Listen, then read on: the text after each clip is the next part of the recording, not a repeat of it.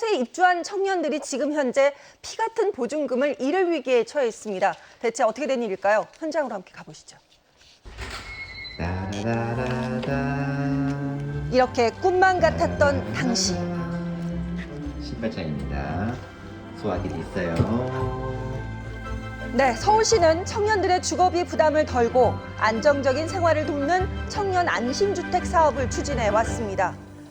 자, 월세는 계속 오르고 보증금도 부담인데 교통 편한 곳은 더 말할 것도 없지요.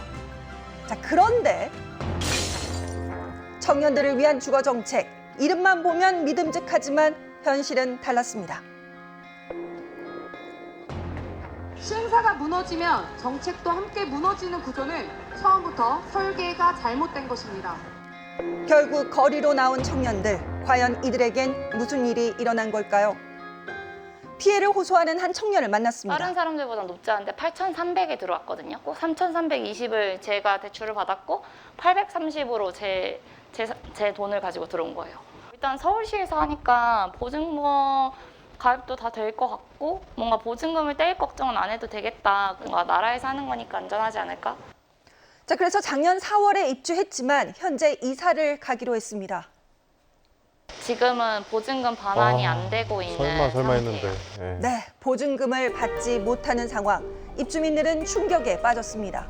자, 시행사가 시공사에 공사 대금을 지급하지 못해 강제 경매에 넘어가 버렸는데요. 134세대 보증금이 위태로운 상황입니다.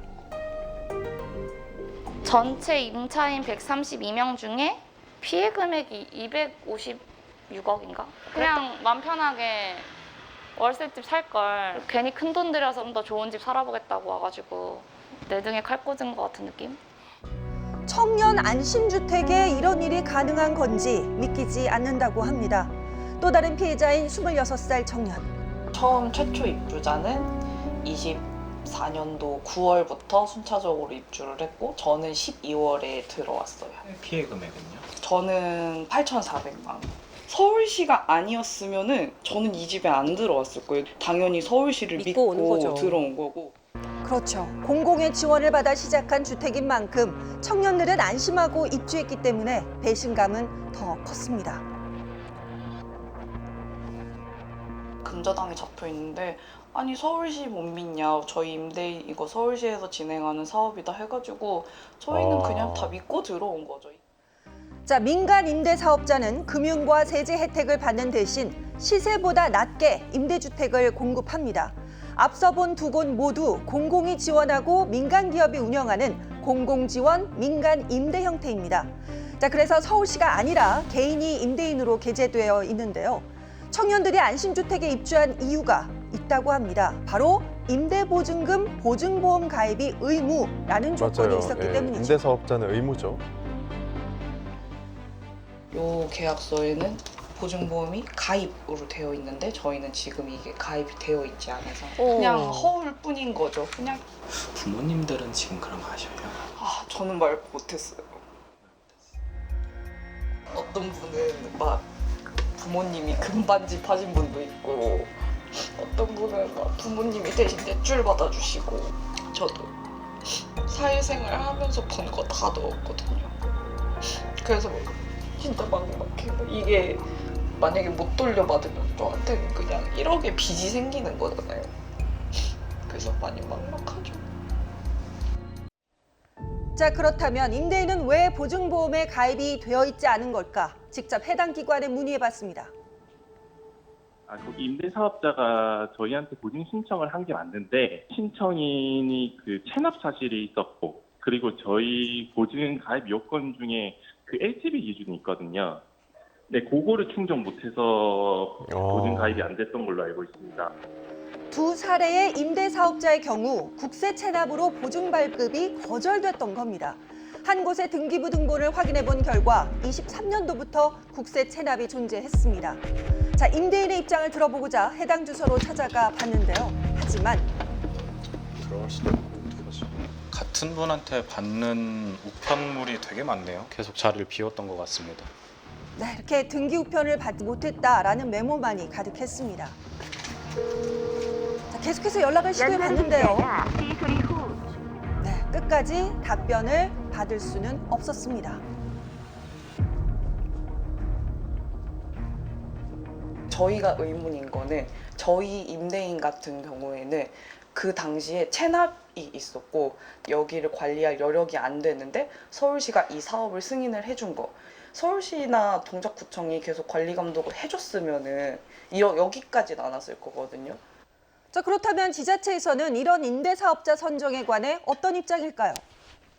선정 과정에서는 이제 서울시가 관여하기 때문에 뭐 임대사업자 선정의 배경이라든지 임대사업자 선정 자격이라든지 이런 건 다 서울시에서 관리를 하거든요. 왜 이런 임대사업자가 발탁이 됐냐 이거는 이제 저희 자치구에서도 모르는 거죠. 자, 그래서 서울시에 승인한 이유에 대해서 문의를 해봤습니다. 본 사업의 추진은 민간 사업자가 시행하는 거고 사업자의 재정 능력을 보는 그런 조항은 없어서 저희가 그 부분에 대해서는 국토부에 법령 개정 건의를 해놓은 상태예요. 현재 입주자들은 하루빨리 보증보험 가입이 이루어져야 한다라고 호소를 하고 있습니다. 이유가요, 2년 계약 기간의 절반인 1년이 지나면 보증보험 가입 자체가 되지 않기 때문입니다. 현재 계약 시작일이 가장 빠른 임차인이 작년 9월 27일, 그러니까 1년이 다 돼가는 상황인 거죠. 자, 그런데 돈을 돌려받지 못한 이유가 또 1억은 있습니다. 대출을 받았고 그다음에 6천만 원이 서울시 무이자 지원이에요. 한 8월 초순인가? 그러니까 저희한테는 이제 1, 2주 안에 되겠다, 보증보험 가입이 된다, 뭐 이렇게 얘기를 했는데 그 와중에 누가 가압류가 걸렸다는 거예요, 이 건물에. 8월 달에. 네. 작년 8월. 올해 8월. 그러니까 국세 체납뿐만 아니라 임대인 명의로 수십억 원대의 가압류도 추가로 드러난 거죠. 집집마다 다르게 걸려 있어요. 근데 지금 최근까지도 가압류가 더 추가가 됐어요. 지금 가압류가 45억이라고 말씀을 하셨던 걸로 기억하거든요. 이렇게 임대인의 채무가 확대되면서 보증금 반환에는 시간이 더 걸릴 것으로 보입니다. 근데 이제 후순위 같은 경우는 원래 애초에 법적으로 이제 보호를 받을 수 있는 장치가 없는 상황인데 유일한 뭐 장치라면은 보증보험 정도일 텐데 뭐 그건 어차피 안 되는 거니까 지금. 그러니까 저희는 그냥 진짜 외줄 위에 그냥 걸쳐 있는 거죠. 세입자들은 입주 당시 근저당이 높더라도 서울시가 승인한 주택이라 믿고 들어왔습니다. 하지만 이 제도의 관리는 부재했는데요. 현재 85세대 입주자들은 모두 대항력이 없는 후순위입니다. 진짜 못 취급을 돌려받아요. 하고 추후에 정산하는 방법을 썼을 때 이게 과연 대임이 되느냐 여부가 지금 이슈로 돼 있거든요. 자, 서울시는 후순위 임차인을 지원하는 것은 업무상 배임에 해당할 수 있다라고 밝혔는데요.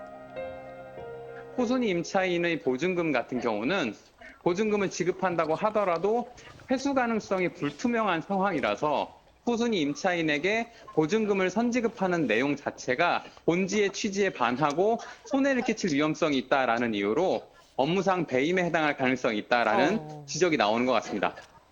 네, 서울시는 대책 마련에 나섰습니다. 보증보험에 가입하지 않은 사업자가 9월까지 가입을 마치지 않으면 사업자 지위를 해제할 방침이라고 밝혔는데요. 하지만 실질적인 대안이 되지는 못한다라는 지적이 나옵니다. 그렇다고 돈을 돌려주는 것도 저희 아니잖아요. 자치구에서 할 수 있는 거는 과태료 부과랑 직권말소 사항이 있는데요. 직권말소를 하게 되면 임대사업자의 의무가 없어진다고 보기 때문에 임차인들 보호를 하는데 실익이 없다고 저희가 지금 판단하고 있거든요. 전세 사기 피해자로 인정받는 과정도 청년들에겐 부담이 큰 상황인데요. 후순위 임차인이다 보니까 전세 피해자로 이제 인정을 받으면은 거기에 대해서 각종 지원을 받을 수 있을 거다. 뭐 소송을 진행하고 그다음에 이제 경매 진행하면은 이제 거기서 경매 차익이나 뭐 이런 걸 이제 지원을 받을 수 있지 않을까라는 이제 그런 가이드라인에 따른 이제 시간을 한번 여추 계산해 보니까 이게 2년이 넘는 거예요. 이 과정에서 청년들은 모든 걸 포기하고 법정으로 뛰어다녀야 하는 실정인데요.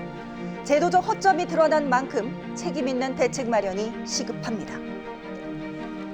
네, 결국 임대차 계약을 하고 나서야 이 보증보험을 가입을 할 수 있기 때문에 그 사이 기간에 뭐 가압류가 걸린다든지 여러 사건이 발생할 수 있는데 구조적으로 좀 문제가 있는 거 아닙니까? 그렇죠. 그러니까 보증보험에 가입을 한다고 해서 계약을 했는데 보신 것처럼 보증보험 가입 자체가 거절된 그런 상황이 발생해버린 겁니다. 이렇다 보니 전문가들은 일단 계약을 하기 전에 등기부 등본을 떼서 선순위 체납이 어떻게 되는지 좀 확인해보고 이 집이 보증보험 가입 요건에 해당이 되는지 확인해보는 게 중요하다라고 얘기를 하고 있고요. 서울시에서도 이 같은 상황이 계속되니 국토부 국토교통부와 함께 보증보험 산정 방법을 변경하는 등의 제도적 마련을 해보겠다라고 밝히고 있습니다.